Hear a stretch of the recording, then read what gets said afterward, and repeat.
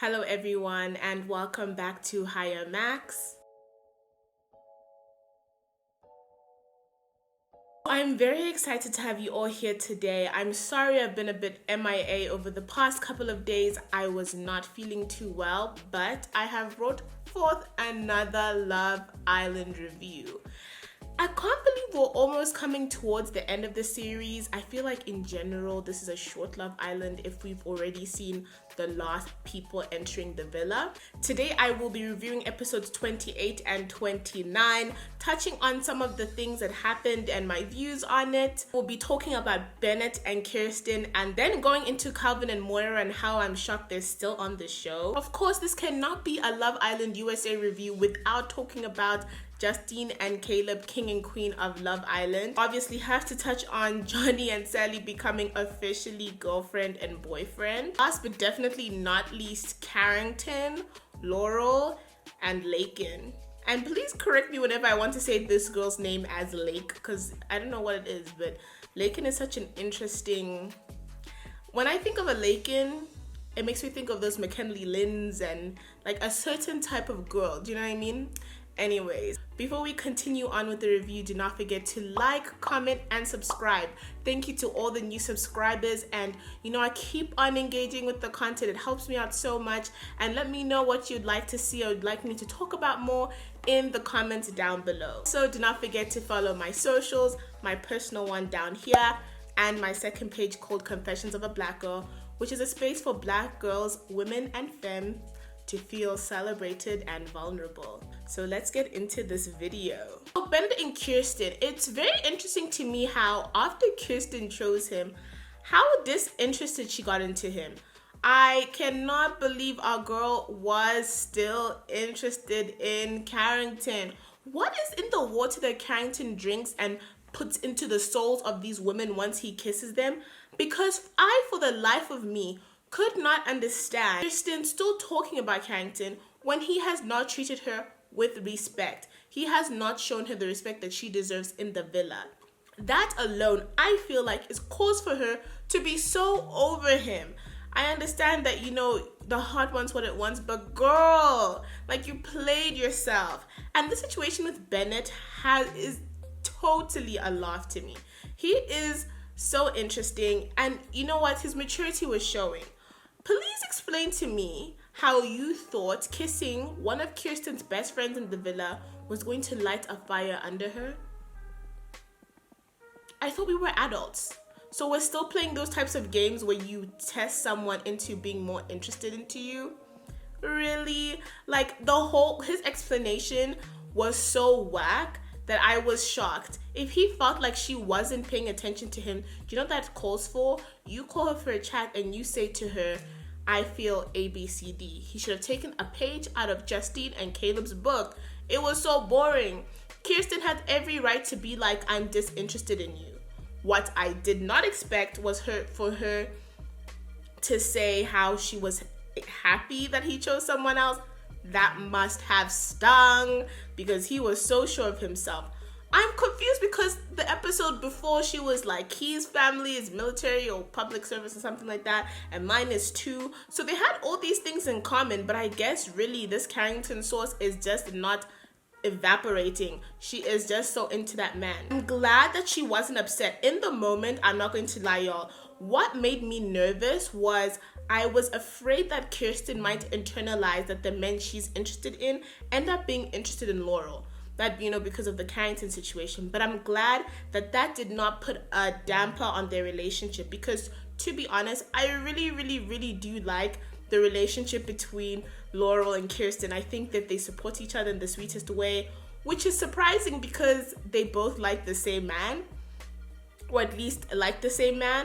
But I'm kind of proud of Kierstan for, still being able to push that friendship. And I feel like that it's actually genuine. I was surprised to see how emotional Carrington was about her departure, but I feel like a conversation between them was due episodes ago. He should have had a conversation with her the second that she helped save him, when it was him at the bottom with all those other guys, when he could have potentially gotten home with Jalen and that other dude. So that's what made it interesting to me. But So supposedly we find out that Carrington low-key maybe has a heart deep down in somewhere. But I personally, Kirsten grew on me. She was someone that I didn't expect to want to stay in the villa. I was like, girl, play Bennett, pretend you're interested. Tell him that, you know what, maybe a ting-ting will happen if they stay together with some time. But I guess sis really came here for Love Island, maybe for a little bit of clout too, but she genuinely wanted to find someone, and she realized that it was just not going to happen, and she just thought, you know what, it's time to move on. And I can't fault her for that. I really can't fault her for that. I think she tried her, I don't want to say she tried her best, because post Carrington, she really just was not investing herself in new people. But again, I guess the heart wants what it wants. Bennett and his new couple with Lakin, that's just for kicks. Bennett, like, not interested in you, not interested in your storyline. Nothing's gonna happen between you and Lakin. I'm gonna get into Lakin, Carrington, all of that, you know, a bit later into the video, but honestly, nothing's gonna happen. And I don't care for it. I really don't care for it. Like, whatever happens, if he goes home, whatever, it doesn't really affect me at all. Calvin and Moira. Let's talk about the fact that I didn't expect any of these two to still be here, y'all. When I thought weeks ago that Calvin and Moira would be at home. I did not think that they were going to be on Love Island. Both of them were, you know, in tricky situations. TBQH. If we're going to keep it buck, if we're going to keep it real, Moira is playing the game. Did you see how she attached herself to Calvin when those two girls came in? She literally just came from saying, sorry, sir, I'm interested in Bennett, not in you. And now all of a Sunday, you think I'm going to believe you when you say that you're interested in Calvin? No, the answer is no. Calvin at least genuinely said, let's not close the door, I'm interested. That girl, when they came in, Julia and Lakin in the angel and devil outfit, she decided it's on site for Calvin because she did not want to go home. Think they will be fine whilst they're in the villa? Post villa? No, this is just for the show. This is just, Moira, I can see right through you and the producers.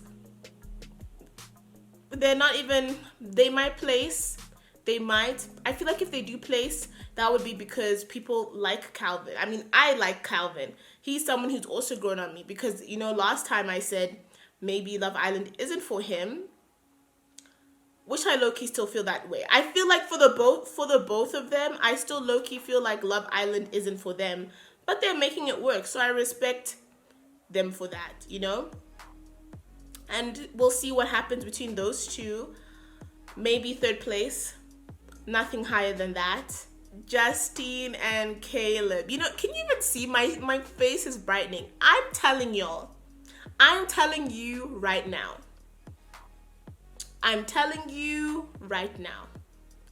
If they do not win, that is my warning. I'm literally telling y'all, if y'all are not voting for Justine and Caleb to become first place, to win the 100K, 150K, whatever, for their 17 children that they're gonna have in the future,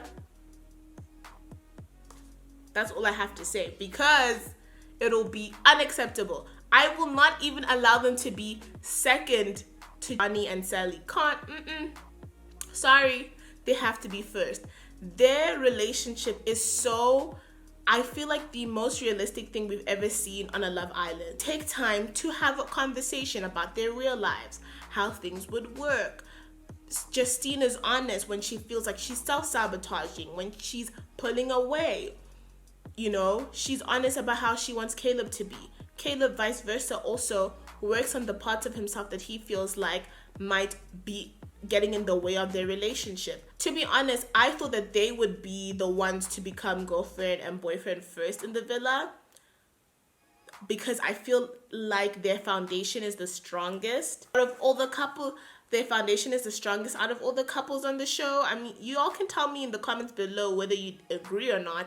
But personally, I feel like we've seen the journey between them make a lot of sense, which we haven't seen with a lot of other couples, Johnny and Celly, which I won't get into. But I love that they speak about their past and where they grew up and how that affected them, how they're both family people. Even Caleb's date, when he planned the s'mores thing, you know, and he took something from her past that she likes to do with her siblings and use that to make, you know, a special night for them too. I'm hoping also that y'all are voting for them to be in the hideaway. They deserve it. They deserve that alone time. And you know what? I'm always on their team. I'm always supporting. And I feel like they're the only couple genuinely that I could see making it work outside of the villa. Even though it's long distance, I feel like they could make it work. Because you know what ends up happening with most people who leave Love Island? They like leave the city they're from, and with their, not even just Love Island, any reality TV show, people tend to leave their area that they're from and move to like LA or something. So I feel like what is going to end up happening with those two is that they're going to end up moving to LA or New York or some big hub, as most people do, because they might end up being full-time influencers, and then they'll be in the same city anyways, and then distance wouldn't be much of a problem, especially when they have to do promotional stuff. And especially because when they come out of the villa, it's still Corona times, and it will be even more difficult in the sense that they would want to quarantine together, you know? Thinking really way in the future for them, still telling them that I expect a wedding invite. And let's head into Johnny and Celly, our new girlfriend and boyfriend of the villa. Y'all know I love Celly. You know I'm a huge fan of Celly. And you know, I didn't expect them to become girlfriend and boyfriend. It felt like a jump, to be honest, because I feel like we went from one episode where Celly couldn't even look Johnny in the face to all of a sudden they're in love and they are, I don't know, there's just something, I can't explain it, and y'all let me know down below, but there's just something about it that just does not sit right with me. Maybe it's because I need Celly to, when she's outside of the villa, to see the footage of what happened, as well as hear some of the things about Johnny's past, and then make a decision about how happy she is with the situation. Because I feel like Johnny comes with more T's and C's than she does. Do you know what I mean? And I feel like she will have a lot more to get over than he does, which is why I struggle to see how they would do in the real world. What he did was sweet. I love the poems and all of that. It's giving me very Luke and Shawnee's Love Island UK last season vibes, you know, like going on a little hunt and hearing all these little things. So I think that was cute. I think Celly definitely deserved it after the crap he's put her through. I'm holding on to the Casa Amor thing, but there's something that is really not sitting right with me. I want them to come second place though, mostly because of Celly. As I said, I want them to come second place so that they can be on stage with their couple friends, which is Justine and Caleb. I want to be wrong, okay? I want to be wrong. I want to be wrong about them. I want them to be good on the outside. I want Celly to be happy. So in a few months, Celly, you know what? If you're still happy with Johnny, I will be happy, because then I'll know that you know everything. But for now, I'm just like a bit stressed, I'm not gonna lie. And today's tea, Carrington, Laurel, and Lakin. What was that? What was that? What was these past few episodes? Because you know what? Do you remember my last video when I said, oh, low-key, I feel bad about what I said about Carrington? Nope. Take it all the way back. I agree with first. That's what they say, trust your instincts. Trust your instincts, Maxine, because literally, this is what I was talking about. This is hookup island for Carrington. Carrington did not come here to have no solid relationship with nobody. Nobody, okay? I like Laurel for Carrington. I thought he had settled down. Boy, was I wrong. Nope, not until the next blonde girl came in, and I just don't get. And this is exactly what is crazy. So everyone was busy saying, they were saying how shallow he is in the tweet challenge, and then he was trying to defend himself. But how is it that you've been with someone for 2 weeks, slept next to them for 2 weeks, but this girl comes in, day 2, you can tell her your whole life story? Then that means that, okay, then he definitely has some sort of deep connection with this Laken girl. But the disrespect is, the gag is, the craziness is, the madness is, he is not communicating with Laurel. You know what? A quick sit down to say, I am going to get to know this girl seriously. You only spoke to Laurel seriously about Laken after you kissed Laken in front of Laurel. And then you are shocked that Laurel is upset and doesn't want to sit down and have a conversation with you.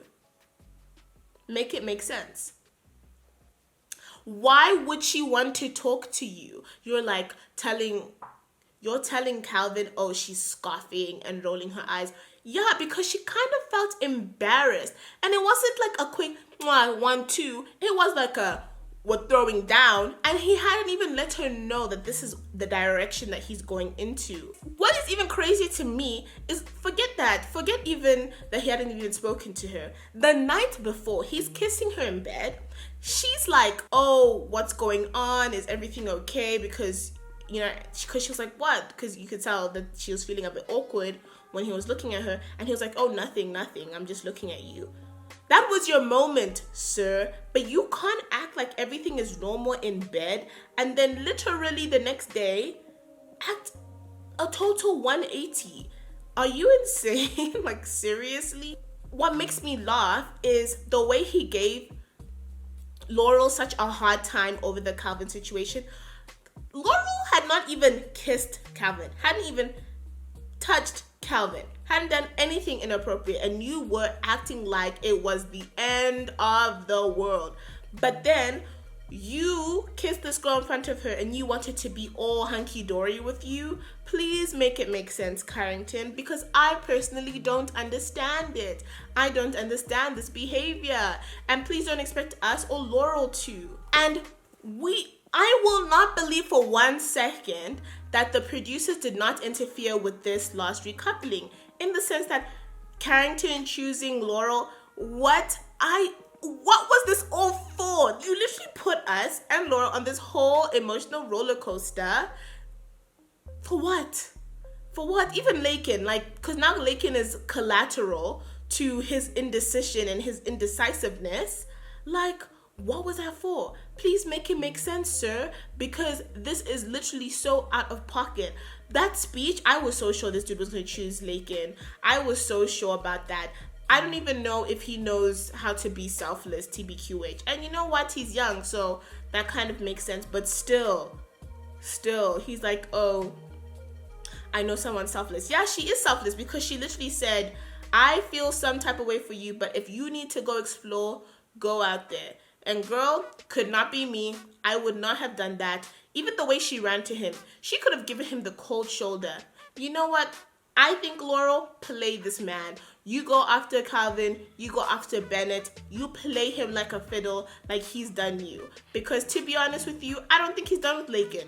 I don't think he's done embarrassing you. I don't think he's done embarrassing any of the girls in the villa. So please, girl, go after what you want.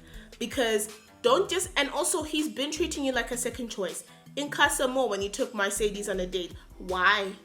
Why, when they hadn't even had anything in common apart from a makeout session? You know what?